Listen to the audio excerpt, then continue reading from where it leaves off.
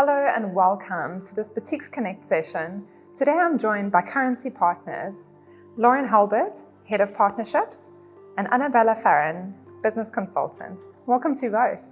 Thank you. Morning, thanks. So today we're discussing foreign direct investments. Anabella, please can you elaborate to us the role of currency partners when it comes to businesses and handling their foreign direct investments? And why would a business use currency partners instead of using their bank? So at Currency Partners, we have a diverse range of clients, ranging from import-export kind of businesses, service-related entities, and then we have asset managers where we assist with a lot of the institutional flows.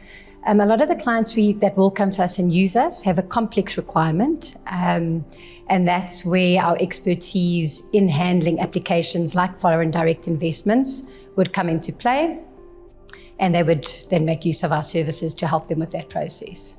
So foreign direct investments, FDI, what exactly is it and when is an approval needed? So very simply and in South African terms, a foreign direct investment is when a South African entity wants to invest in an offshore entity. That entity can be new or existing. An important part of an FDI, it must be seen to be an active investment. A typical type of transaction under FDI would be a South African entity purchasing shares in the offshore entity. And for it to be viewed as an active investment, a minimum of 10% should be purchased in that offshore entity. PTYs and LTD registered entities are part of this approval process. They can apply for FDIs. What is excluded, unfortunately, is trusts, partnerships, sole proprietorships, NGOs, CCs. It's only for PTYs and LTDs. But yeah, very important that it must be seen as an active investment in that offshore entity. Thanks, Anabella. So Lauren, then how does Currency Partners assist their clients with this process and what are the requirements that need to be met? So firstly, we would have the conversation with the client around what their requirements are. And once we've established that foreign direct investment is the way forward, we need to put together the relevant application pack. So first off, you'd need to submit the application form signed off by the client. Secondly, the client's or the SA entity's annual signed off financial statements need to be submitted. And then thirdly, a motivation letter outlining the investment and what exactly the company is investing into needs to be submitted. So this letter also needs to disclose how the funds that are going to be sent offshore are going to be disclosed in the company's books. So for example, is it going to be a shareholder's loan? Is it going to be shareholder's capital, or are guarantees going to be raised?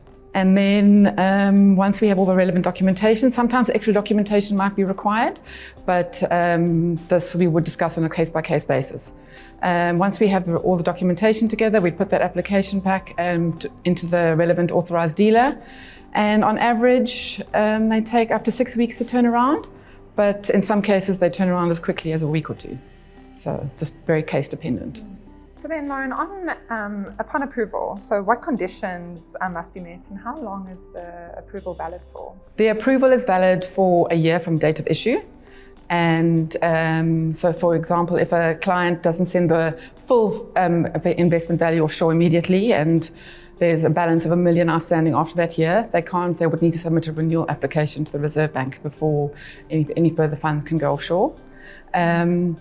On an annual basis, the client would need to submit the South African entity and the offshore entity's annual financial statements.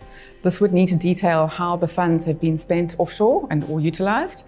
And they would also need to detail all profits that have been raised and any dividends that have been declared. Also important to note is that the funds that are sent offshore for this investment, they need to be converted into foreign currency within South Africa, and they'll be reported accordingly. Funds cannot flow from a client's CFC account. That's important to note. And prior to February 2022, all profits generated by this investment would have had to be repatriated to South Africa. These regulations have been relaxed as of last year, and now all profits generated can be retained offshore. That's about it, yeah. So Anabella then, is this becoming a common request and can you comment on the trends that you're seeing? There's a report that's published annually. It's a balance of payments report. And what that report does is it categorizes all the inflows and outflows into and out of South Africa and categorizes those BOP categories and how those transactions were reported. And what that report shows is that there definitely has been a trend since 2019. Foreign direct investments are definitely on the increase out of South Africa. Previously, and still a large majority of foreign direct investments coming into South Africa, but that's tapered off a bit. So there definitely is an increase since 2019.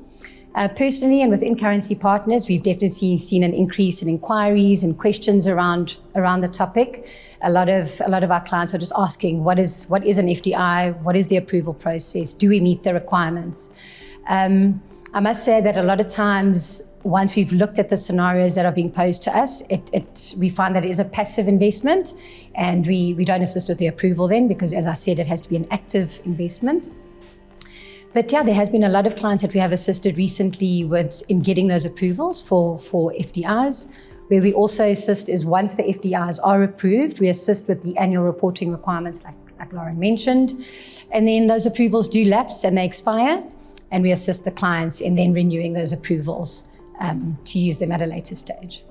So definitely on the increase. I want to thank you both for sharing your insights into foreign direct investments. Thank you very much. Thanks for having us. Thanks for having us.